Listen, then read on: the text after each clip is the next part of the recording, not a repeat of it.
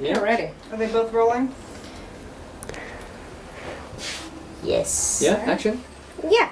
Okay, good. Okay, I'll have to switch back to English fully this time. First of all, I was interested in who you are. Yeah, that's gonna be... Please close it. Put it up to the right. And then close it. Oh, other way. First, do it down again. Then push. I don't know. In het Nederlands, dat gaan we doen. Ja, gewoon heel hard duwen. Probeer dat eerst eens. Ja, en dan naar rechts omhoog. Ja. Ja, ik zit hier ook nog niet zo lang. And if you want water at some point or need to feel. Yeah, we'll see. Just say. Okay. Yeah, so I was interested first, could you give us a quick introduction of who you are and what it is that you do? My name is Arie Dijkstra. I'm a full professor in health psychology. And this means that in the Netherlands, for 50% I'm teaching students, specifically in the Master of Psychology and in the Bachelor of Psychology. And the other half of my time I'm doing research. I'm supervising several PhD students, but also master students. They, together with me, they gather data. They write their master thesis for the one part that is teaching. But I also can use those data often to publish. So teaching and scientific work. And then I have two main products, and that are publications and PhD students who graduate. Those are the most important things. One other aspect these days is that we need to valorize. So we have to make our knowledge to transfer it into societal value. So I do things on the short term. I'm a consultant by the government. I give speeches for municipalities, for example. I give interviews to newspapers and so on. I see, and so it's a bit of a balance between teaching, so like, you know, you have students in your class and you teach them about psychology, Yeah. and then you also have an element of doing research, and then the third element is trying to impact society in certain ways.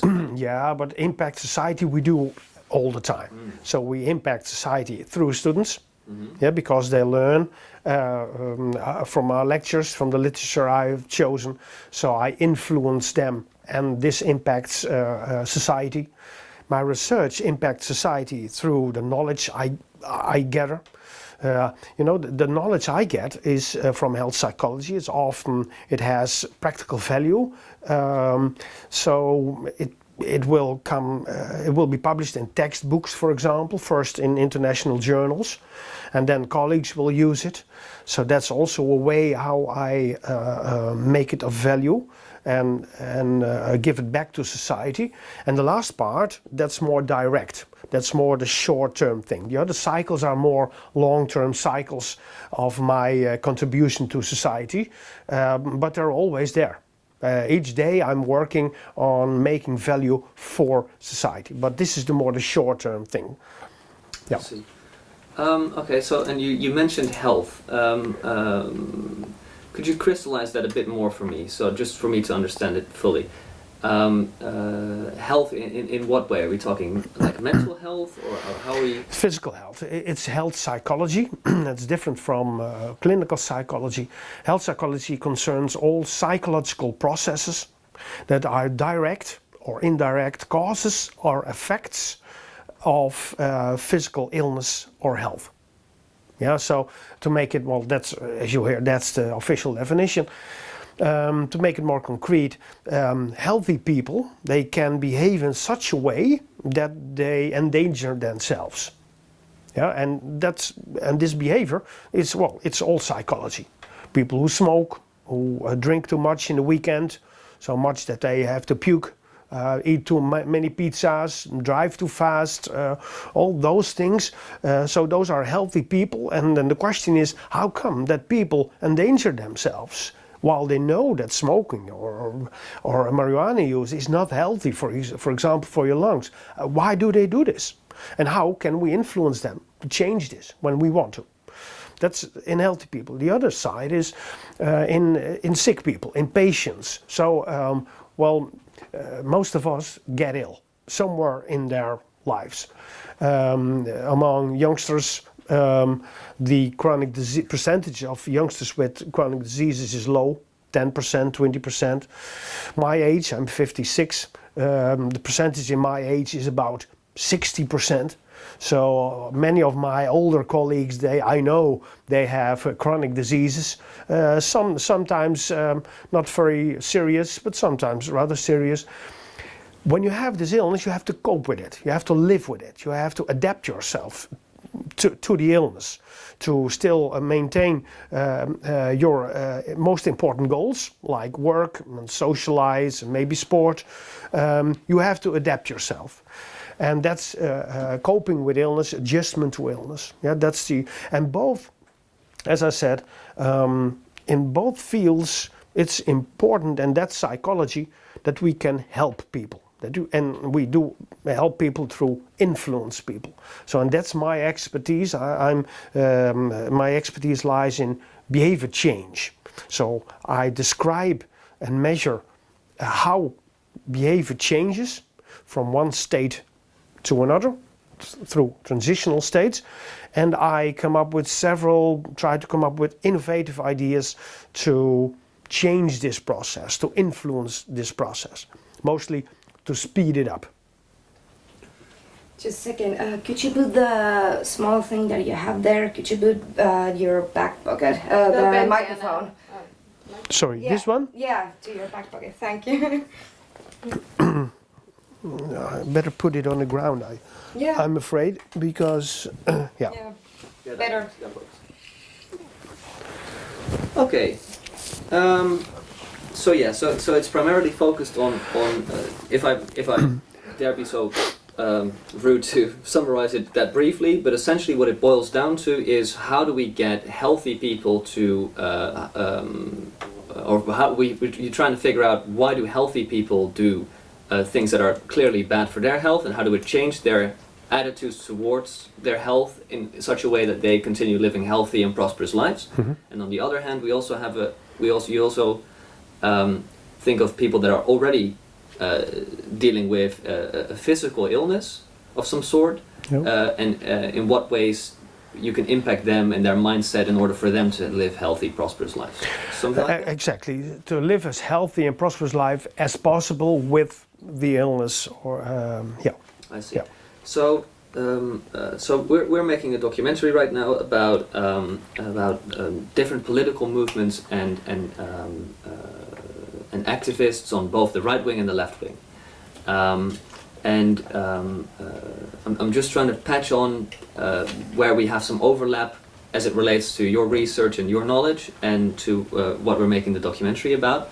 So I think in the email exchange we talked about the impact of groups and the impact of what draws somebody into, like, what are the psychological aspects that draw someone into, like, say, a political movement. Do you know anything about that topic?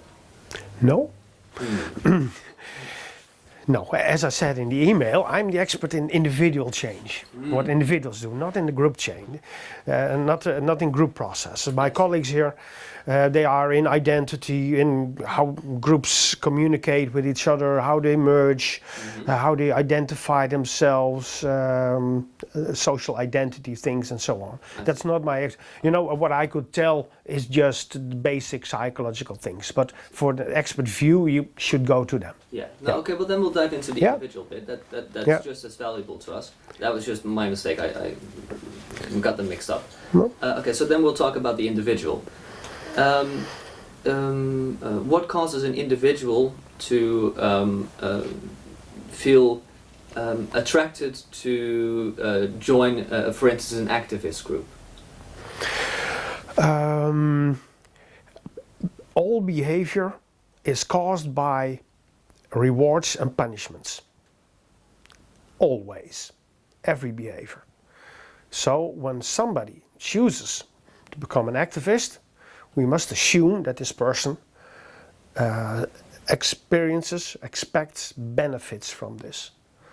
And just the bare decision, I want to be an activist, I want to belong to the group, means that this person feels that this is something rewarding. Yeah. So, and this reward first it's an illusion, because this person is not yet part of the group. Yeah. So, just making the choice means that before the person experiences it, this person has the idea, that's the expected outcome, that's the most direct cognition that causes behavior, it's the expected outcome. So this person has a perception of how it should be, how it would be. When you are a member of this group, then this and this will happen, it will feel like this. Again, it doesn't mean that this is true. It may be that the person is completely wrong about it. It may also be that this is based, this future idea, because it's all happening before the person really becomes an activist member. Yeah, it's all the decision to go there is before that. So, but this beautiful picture, rewarding picture, may be caused by experience, by observation of others, modeling. And other ideas about what is attractive of being this member. So this person may have developed this positive, this rewarding image. When I am part of this group, then, well, and then something else is happening, and that's it's related to a person's identity. Then, well, I will be strong, I will have status, we are strong together. I will earn money, I will have friends, I will be respected, whatever things. And again, it may not be true, but it doesn't matter. The fact that people think that it will come true, and that's, for example, what you see with IS, the terrorist group, is an activist group. And this activist group has some, for many people, has some real strong rewarding values. And therefore, when they are, for example, European people who go there, they have ideas how it is to go there, to Syria, and to fight. And that is attractive for them. They don't have experience with it, never been there, never killed anybody. But still they have this idea that there is something important, so important that they can leave it all behind. That's their personal balance. Yeah? So the expectation, the anticipation of a valued reward, what's important for me as a individual, that's the primary reason from an individual point of view, that's the primary reason why you take the actions to become a member. I see. I actually have a guy that I used to go to high school with, went and joined IS and died there. I don't know the exact circumstances of his death, but he. So yeah, I'm all too familiar with yeah. that. And the possibility of dying may have been attractive. Yeah, it could have been. Well, he was very religious. Yeah. So and he was convinced that if he would die as a martyr for his cause, right? Yeah. That he would be rewarded in heaven. So that also is the exactly. Yeah. And then we, in our cultures, we say, well, that's strange. How can you die? But for this culture, and then you see that those anticipated rewards also depend on shared beliefs in your community. And that those shared beliefs of what's rewarding, what will be experienced as rewarding, can differ, 180 degrees between cultures. And then you have a lot of not understanding each other well, and that's the case here also. And then I'm interested in, so when you describe this element of the human nature, right? Wanting to seek out rewards and avoiding punishment, right? Yeah. But then where does the distinction come in? Is like, for instance, you could say I or you could have chosen to join, say, for instance, a movement that is very left-wing or very heavily involved in environmentalism, or could have chosen something that is more right-wing, like say, like a movement like Pegida, or like, or even go further to the right. Like, but what is it like? So I understand, because you've explained like the meta situation of the picture, but what changes your choice in whether you want to join either a left-wing or a right-wing movement, or where does that element come? Yeah, well, it's not really a meta perspective. So it's very concrete, psychological perspective. But let's go to the left or the right wing. It's a decision. Yeah, that's what you, just like a political party, you could vote on a party. Do you vote right or left? And then it's a decision-making process, meaning that you weigh the consequences. You weigh the rewards and the punishments. And you weigh the rewards and punishments of voting left or being left and telling your friends that you're voted left. So your social perspective is all of a sudden left. So the expected punishments and rewards of that, and you weigh that against the expected punishments and rewards of voting right wing and telling your friends that you're right wing. What you see is that one important cause of the punishments and rewards that people see are the values they have. Yeah, so below, on the basis of punishments and rewards, are the values. So there may be a specific outcome. For example, when I vote left, this may be good for the environment, and that may be a specific outcome for the environment. That's a specific thing, something that will really happen. Why is this important to me? Because I value this. I value nature, or I value ecological systems, because I know that I'm part of it and my children will be part of it, and blah blah blah. So in the basis, you might wanna, you could measure people's values. What do you find important? Do you find important freedom? Social systems? It's all about people. Everything is about people, or animals maybe, but everything is about people. Because without people, there's nothing. Yeah, when you're dying, you want people around you. That's one value. The other say everything is about freedom. Everything. There's an individual, and you have the right to do everything you want. That's the most important thing. Or health. Health is the most, health and security. Yeah, and to make our society secure, well, we have to be stringent to all kind of criminality and punish hard. Yeah, because security and health is so important. So on the basis of your values, and those are really higher level things that you strive for. And they're often very deep in our system. They define ourselves. A thing like security is really in our system. Yeah, there's nobody who doesn't value security. Yeah, but still, within the dimension of health, for example, how important health is, there are people who say it's the most important thing for me, and people who say well, it's important, but well, there are also other important things in life. So when it comes to choosing left wing or right wing, it's based on values, and because you value certain things in life, you expect that those values will be related to specific outcomes that are related to the value when you choose left or right. I see. So then, okay, so essentially there's an underlying value, so like that you're essentially born with, right? It's innate. No. Some things are innate, like survival, like physical integrity. That's something really everybody wants. Nobody likes to get hurt, to bleed, or miss a finger, or have pain. That's the first thing. That's the physical survival thing that's innate. The second is that we are social animals. So we all want to belong. Yeah, that's also a thing. Nobody wants really to be isolated. Well, there are some people, like there are some very few people who really do not mind their health. Mostly we call them depressed.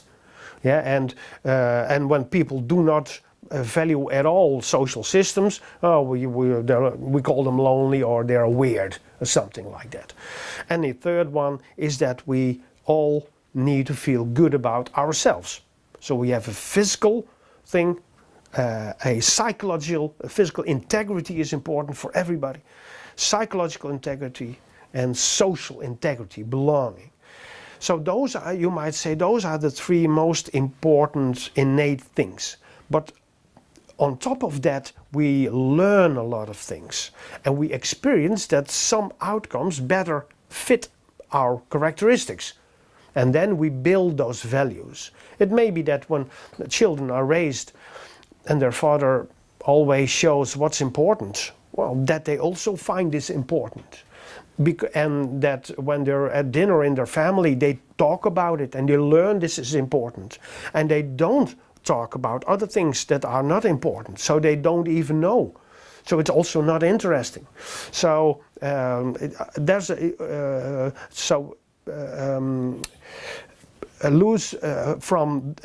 independent from those basic three values, like the physical integrity, psychological and social, on top of that there's a lot of socializing going on. And then you can see that some cultures, they are more like, well, the right, and other cultures more maybe like the left, but also within culture, like the USA culture, for example, you have clearly two sides. And it's not, those people differ. It's not only that you have one neutral person who chooses to be left or right. No, people have, as I argued, they have their basis. Imagine that you're born with a central nervous system, so genetically, that's easily aroused. Then it may be that you're easily a little afraid.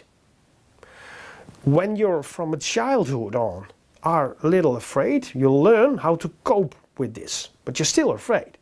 Yeah, but you learn how to live with that you're day by day that you are afraid, and maybe afraid of all kinds of things because your father said something about strangers or black people or whatever, that you're also a little afraid of that. And then you learn that this is important for you, and that becomes your value. So what you see, for example, I'm not really acquainted with the research, but I have read that, for example, the Republicans, people who vote Republican in the United States of America, they are more afraid of death. And this is only one little fact, but there are many studies on that, and you see there are differences between Republicans and Democrats. So it's really in their system. That makes sense too. I mean, they're usually the ones that care a lot about guns, about self-protection. They're very afraid that the government might be turned tyrannical. They also might just live in a natural setting that is more dangerous than a city setting or something, you know, like with animals or whatever. Yeah, have you. So, could be, but still, there are also people in good environments, safe environments, who still have those attitudes. Yeah. So it's a difference in temperament. Yeah, exactly. That's at least psychological difference, and then you see that they make a culture together, and this is reinforcing each other. And everybody is getting harsh, and everybody is a little conservative, and because everybody's a little afraid. Yeah, while the Democrats, they dare to see what's happening. They dare to see that things can change. They dare to see to give people more freedom. Although the Republicans also have an idea about freedom, but it's a different one. I see. So then I become curious about the element of free will in this. So. Is there any, so for instance, the way you described it is like your father may influence you in a certain way that will cause you to, and then your social circle, and then you look at the rewards and the punishment and you think, okay, I don't want to be isolated, so I will start saying the words and dancing the dance that everybody else is doing. Yeah. Walk the walk, talk the talk, right? And then essentially you become, don't you then become bogged down in your own beliefs or in the beliefs of your direct surroundings? And are you then still able to change your mind, or how does that work? Yeah, no, there is no free will. Sorry.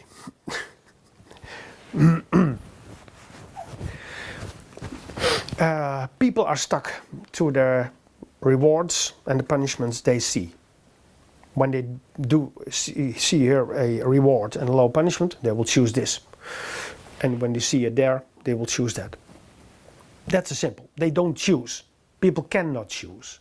I've never seen, I just read a book, 12 chapters of Baumeister. He's the best in social psychology. I didn't read any idea how the free will could work. So it's, and you know, that's not my private and strange opinion. That's just the state of the art in science. People, there is no such thing as free will. Yeah, I happen to agree with that, actually. Yeah, okay. So this means that, it doesn't mean that we follow everything what happens around us. That's something else. And that's exactly why we think that we see free will. Because we are self-organizing systems. So we have a kind of independence from our environment. So we might say, when you're an ant and you get this, kind of stimulus, then you do this. And the next time you get a kind of stimulus, you do it again, and so on and so on.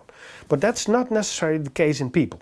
People get a stimulus and they decide, they process this information, and they have a algorithm that comes to a certain, well, what we call then decision.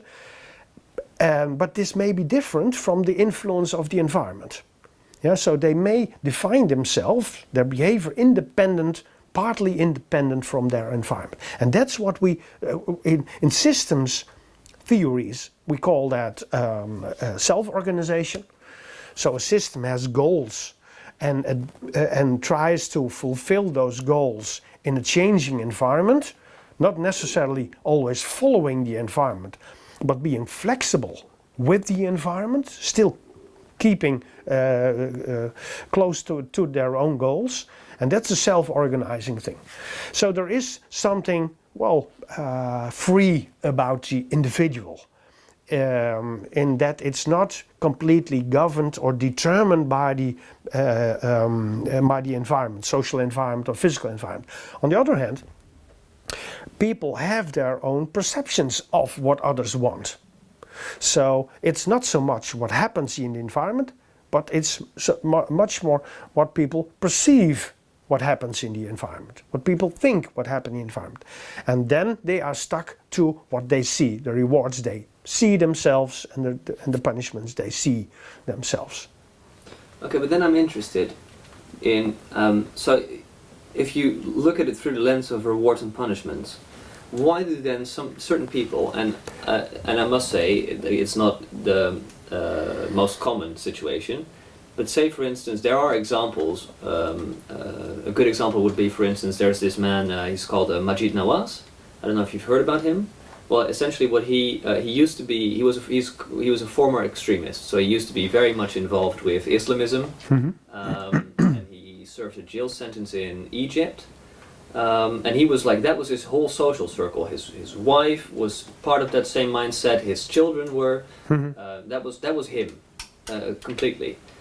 And then he just completely reversed, and then lost touch with his family, and he is now head of the Quilliam Foundation in the United Kingdom, which is a counter-extremism organization.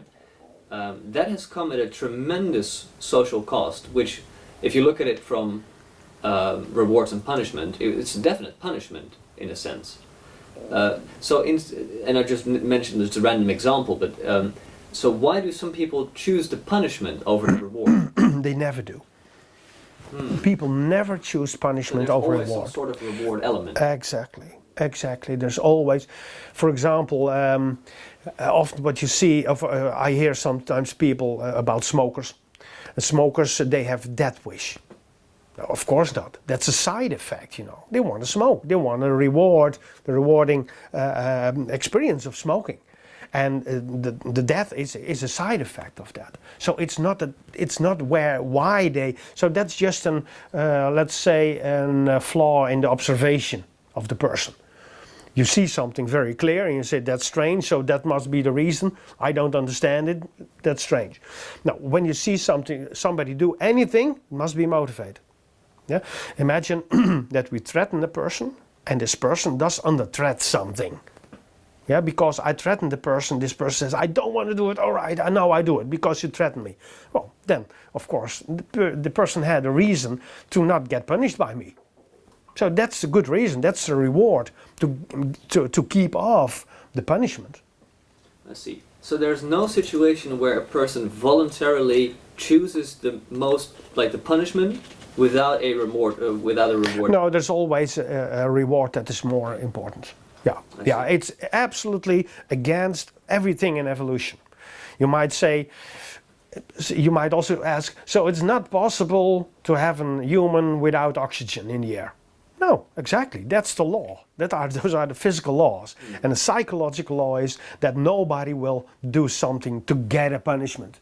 You do something, for example, because you want to look tough. Oh, look at me. This is what I can stand. I want you to look at me like that. That I am somebody who can stand this. Yeah, but that was the reward. And it's the same with it's just you never can make a choice without a motivation. It's impossible to do something without expectations that something desired will happen. It's just plain impossible, like we cannot do without oxygen. Yeah, so even when somebody undergoes suffering voluntarily, it is, so like, you know, yeah, you have those people who imitate Jesus the way he died or something. Oh, that's very important. Yeah. Like that, but that's all because they feel a higher sense of exactly. reward. It can be, but the point is that then this physical suffering, well, doesn't weigh up against feeling like Jesus, and that's a personal feeling. But more importantly, maybe looked by other persons as if I am Jesus. Well, and when you really believe in Jesus, that could be a very powerful, fulfilling feeling. Yeah, and then, well, then the physical suffering doesn't weigh up against that, of course. Yeah. Okay. Let's bring it back slightly. We've talked to certain people that are involved with activist movements that have gathered some notoriety in the press. So they've been interviewed multiple times in multiple shows, and obviously drawn some attention to themselves. You can imagine that, like, if you are like more heavily on the right or just as heavily on the left, the same occurs in both instances of people that we spoke with, activists, both on the left and the right. They have received countless death threats. And that seems to be a common theme when you really put yourself out there and you stand for something that a lot of people, like, you have an unpopular opinion, right? Like people, especially with social media nowadays, you get a lot of death threats easily. Would you have anything to say about how something like that may impact a person? Could it, like, would you say like it would generally cause someone to bog down in their beliefs even more? Or would you say like maybe that will, because then we were talking about the reward and punishment again, right? So like, you could be so scared as to, I don't want to put words in your mouth, right? But I could imagine that you could be so scared that you would be like, okay, I'll shut up, or I'll change my mind or something, whether that is voluntary or not, or at least not publicly. Yeah.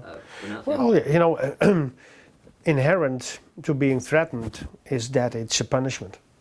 So it has a death threat through social media.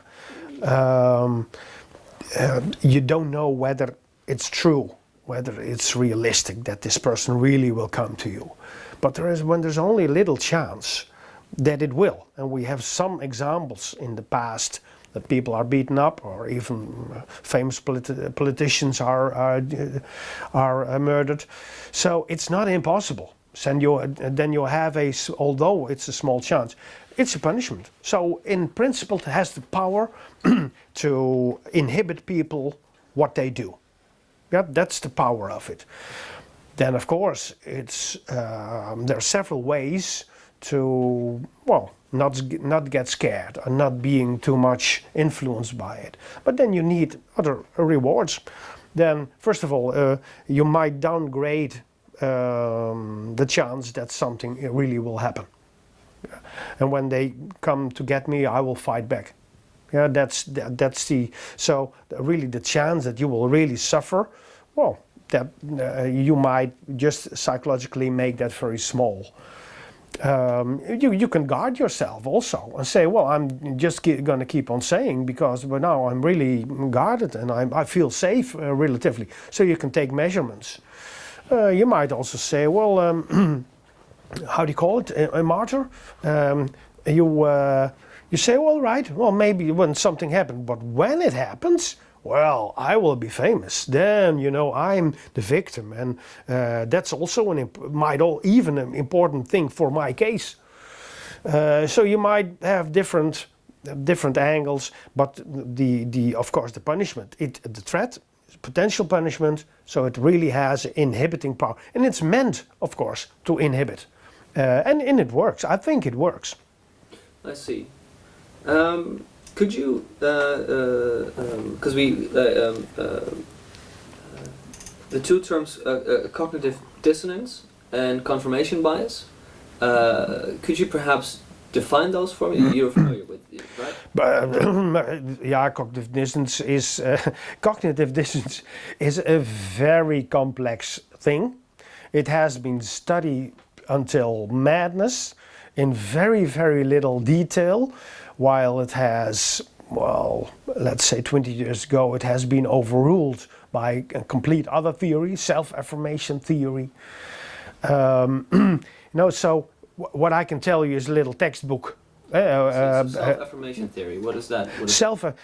Because that's much more modern, and that's probably explaining much more. And self-affirmation theory says that it's a little related to what I said earlier. I said we have an innate need to have a physical integrity, psychological integrity, and a social integrity. And psychological integrity and social are intertwined. So I want to feel good about myself. I want to feel adaptive. I want to feel integer. I want to feel complete as a whole. I want to be able to look myself in the eyes. That's the feeling. And then I have a kind of solid self-image. That's my need. Everything that threatens this, I will defend. I will try to get rid of. And self-affirmation theories, for example, we've tested this theory several times in the field of health. For example, imagine that you have this need that you want to be an integer, adaptive, and sensible person. Well, we all have. The smoker also has this need. But the smoker smokes, and then here's you endanger yourself. Well, and that's not so smart from an evolutionary point of view. Endangering yourself is not so smart. So it threatens your integrity. It makes you look not so adaptive anymore, not so sensible anymore. Yeah, and then people gonna repair this, and then you have, and that's typical self-affirmation theory. So you have a threatened self-esteem because you smoke, but you can repair it in different ways. And then you can keep on smoking. Yeah? So I'm gonna donate money. So I'm smoking. I know it's stupid, but actually and I feel bad about it. But I'm not a stupid guy, I'm donate money to a good cause. And I call my mother every day because she thinks it's important. Yeah, and I help my friends. And I be sure that I'm always on WhatsApp so everybody can reach me. I have this function in my group. So you repair your self-image, although the threat has a completely different cause. And that's the self-affirmation theory. And that explains everything and much more than cognitive dissonance theory. Right. So essentially you justify bad behavior by doing other good behavior. Exactly. You compensate. Not so much justify. You don't say the behavior is good, but the effects you can compensate. You might become a member of a group to compensate your unhealthy things. Or maybe you are, abusing your child. and you know it's bad, and you're worried about this, and you find yourself stupid, but you are doing it, and it may be that there come very beautiful things out of it. You're doing a lot of voluntary work, for example, and getting part of a good group to compensate the self-threat that your negative behaviors cause. Yeah. Yeah, because that's actually interesting that you mentioned that. I recently read an article about how a lot of men who created like a bit of a public persona for themselves because they identified with like a feminist cause, right? So they would be speaking at feminist rallies or something, or like be very involved. Yeah. And a significant percentage of them later turned out to be a sexual assaulter or harasser.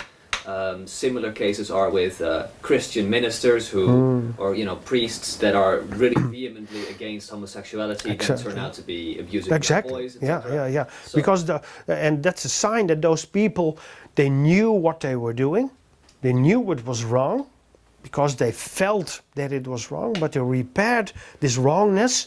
Being a person who was wrong, they repaired this so they could keep on doing it. And that's the point in smoking, for example. What we try to do is to hold people off, smokers, hold them off from compensating. We need this self-threat. We need them to feel bad about themselves because they smoke. Because that's a primary feeling that will help them to change their smoking behavior. We've seen in several studies now that the more people feel that their self-esteem is threatened by their smoking, the more stronger they will quit smoking. And that's just like fear. So actually that's the model. So the stronger the physical threat they experience, so the fear, the more they're going to quit smoking, but also the stronger the psychological threat they experience, the more they will quit smoking. The psychological threat is even stronger than the physical threat. It's a stronger predictor of health behaviors than the physical threat. yeah. And the same goes probably for like when you're in a political movement or an activist group. Like if you are really, so say for instance, I come in to a political like activist group, right? And I agree with 90% of what they're saying, but I have a belief that goes completely against everything else that the group believes. I might be mocked for that, right? Or I might be shunned for having that opinion. Or I might, they might make me feel like I am a loser or not really part of the group because you might agree with A, B, and C, but not with D, so therefore we cannot interact or something, right? And that might cause pressure in the same way that like feeling bad about smoking causes pressure. Like you feel your self-esteem is impacted in such a way that you might therefore change that opinion or at least be open to changing the opinion. Well, that sounds like just a social pressure then. Yeah. That people change their opinion because of social pressure. Yeah, then the question is whether they really change their opinion or they change their behavior. You can change your behavior. When it comes to, for example, I might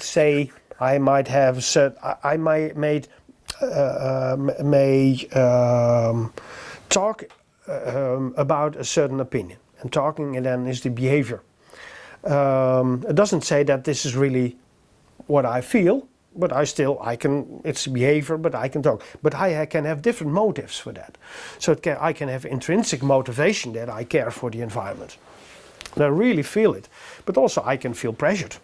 And then still I might say, I find the environment important. Yeah, very important. Nobody knows what is really happening in me. Yeah, it doesn't matter. I have different motives I can have different motives. One motive is to stick to the group. That's why I have this opinion. To look good for others, or to not get disapproved. But the other is, that's something else from what you are really intrinsically, what you feel and what your motivation is. Yes, so you can keep to a certain motivation for extrinsic reasons. But at a certain moment you will notice that, because that's not easy to hold on to such an extrinsic opinion. Yeah. Okay. I've essentially just run through because it like because we've mostly been talking about like the meta situation, like the overarching reason behind motivations. It kind of explains a lot of things. So we talked about a lot of the things that I wanted to get your take on. Did we miss anything? It's 11:35 though, so if you have any other questions, do you feel that you want to put something more? To be honest, I don't know what exactly the direction is. Okay, so So essentially, what the direction is we're making a documentary about like activist and political divisions and the political spectrum in the Netherlands.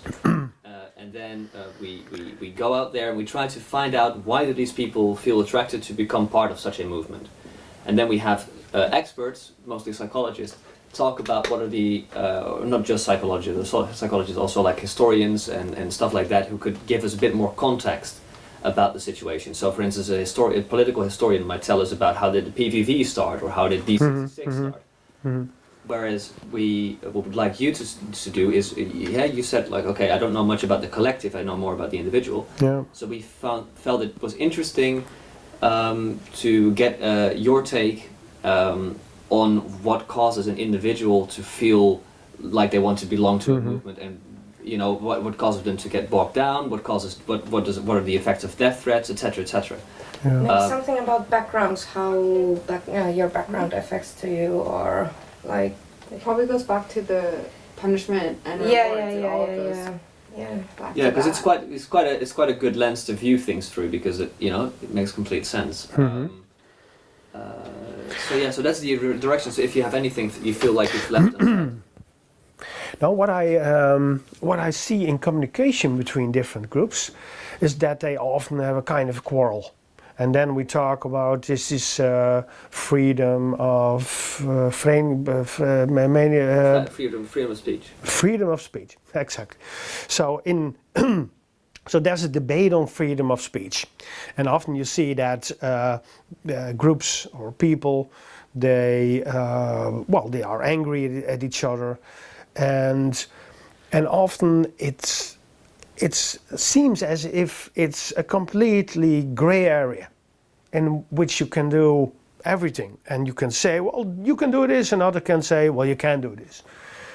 When you look at this from a communication, so individual communication point of view, we know that in certain interactions between people there exist display rules.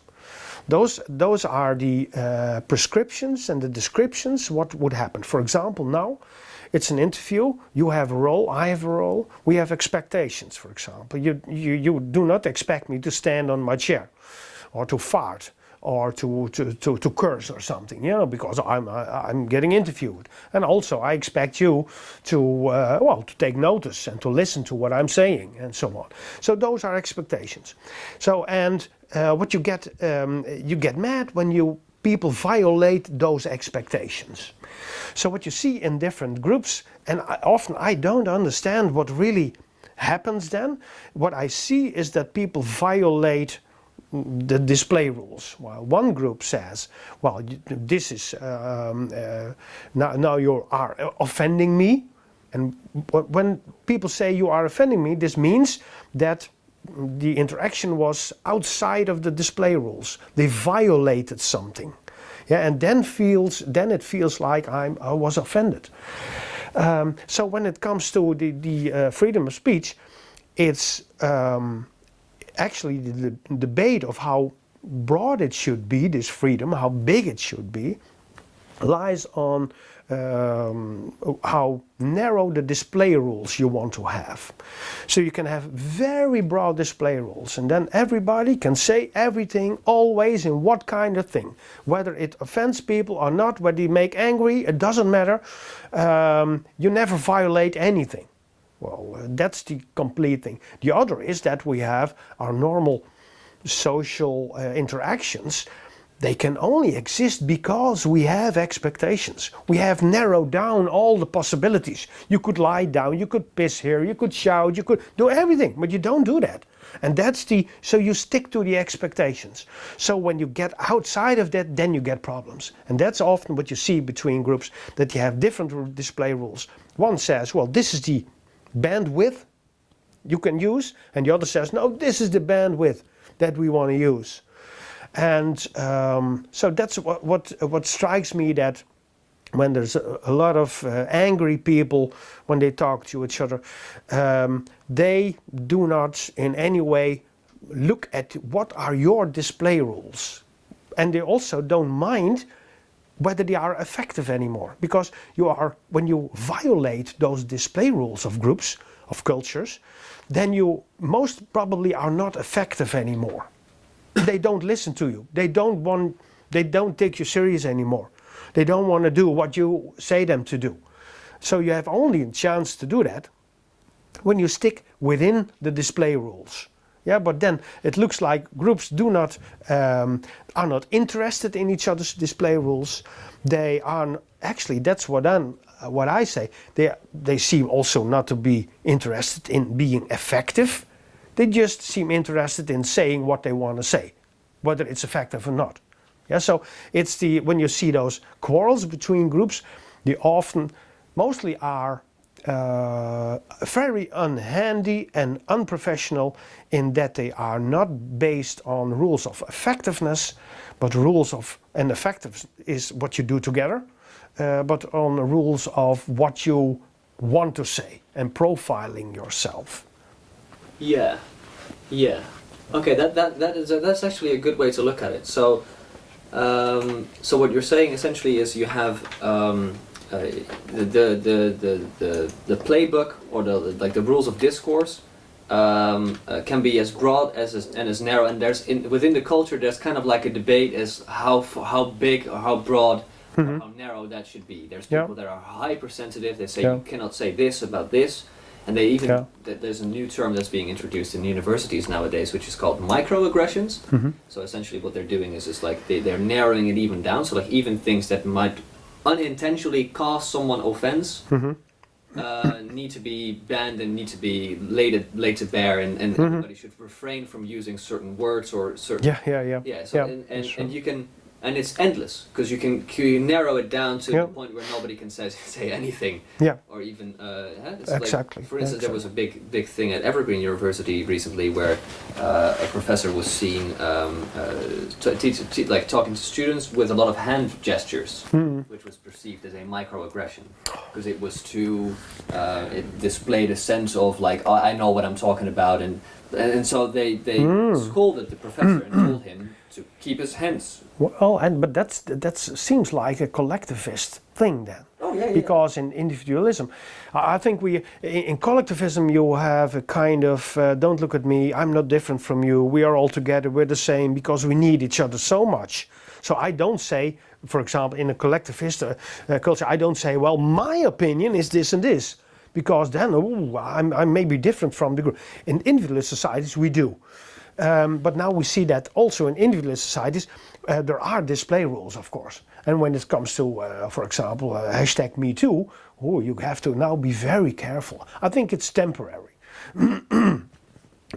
But the point is that when it comes to freedom of speech, there seem to be people who think that you can say in a social world that you will have to be able to say everything. Well, that's an illusion. That's just not possible, because you may want to say that, and maybe your ideal, but that's not how people work. You have to deal with the physical and in this way the psychological laws of people.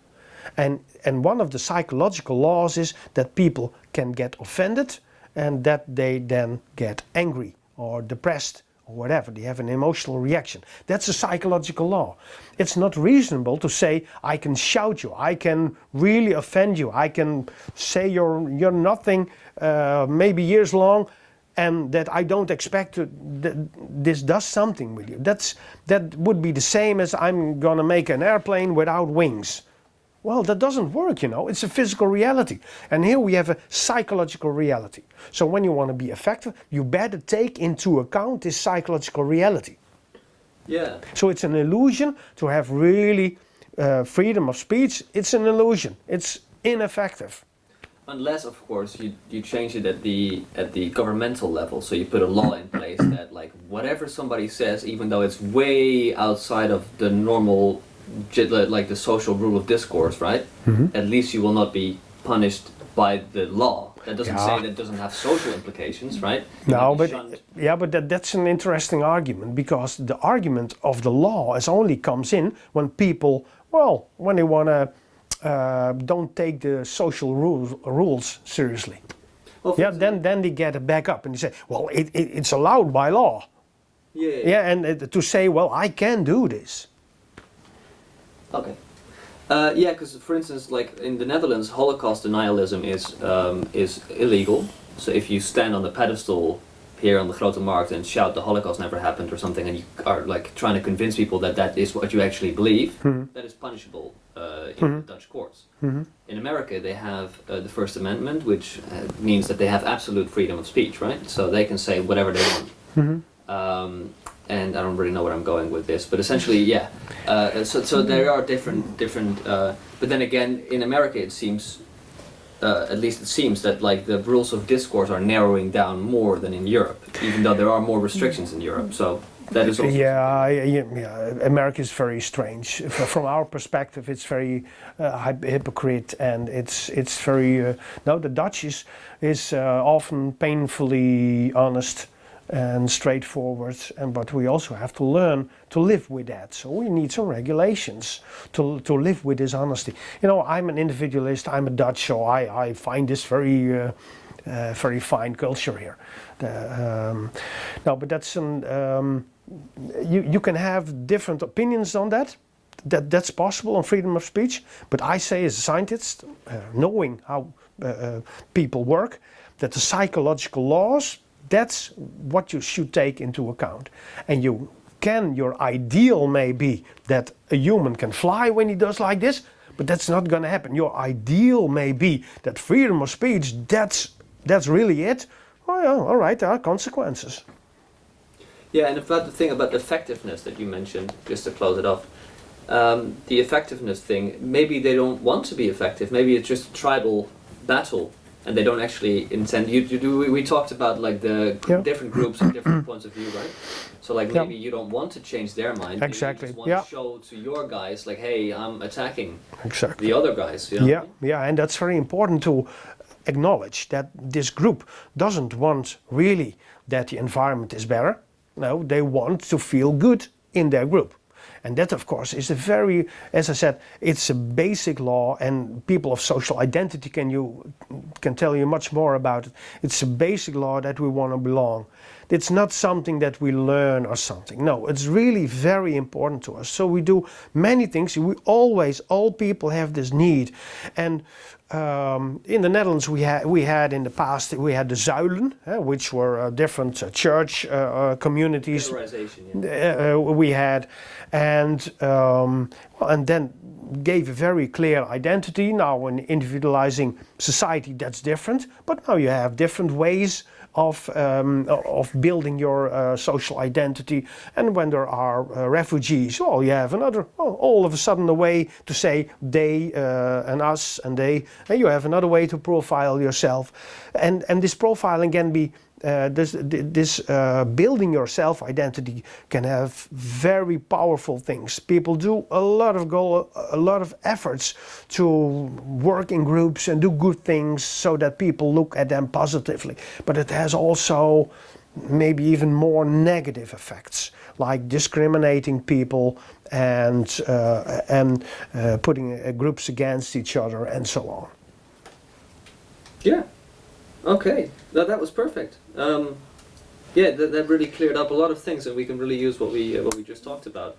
Okay. Still, anything you feel that you left unsaid or something you want to add? No, I'm hot. Yeah, I am. So I could talk for hours on many things, but yeah, no, but I think we've really narrowed it down. That really helps us. Thank you.